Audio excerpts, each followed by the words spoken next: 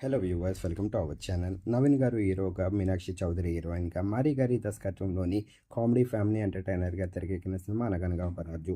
మరి పల్లెటూరు బ్యాక్గ్రౌండ్లోని ఈ సినిమాను అయితే మాత్రం తెరకెక్కించారు. రిలీజ్ అయిన ఈ మూవీకి అభిమానులందరి దగ్గర నుంచి మంచి రెస్పాన్స్ వచ్చింది. మరి సంక్రాంతి కనుక జాన్ 14న ఈ సినిమాని వరల్డ్ వైడ్గా గ్రాండ్గా రిలీజ్ చేశారు. మరి ప్రస్తుతానికి అయితే మాత్రం ఈ సినిమా బాక్స్ ఆఫీస్ దగ్గర మొదటి వారాన్ని విజయవంతంగా పూర్తి చేసుకొని రెండో వారాన్ని కూడా గ్రాండ్గా స్టార్ట్ చేసింది. మరి విజయవంతంగా 9వ రోజుని కూడా బాక్స్ ఆఫీస్ దగ్గర అయితే మాత్రం ఎండ్ చేసుకుంది.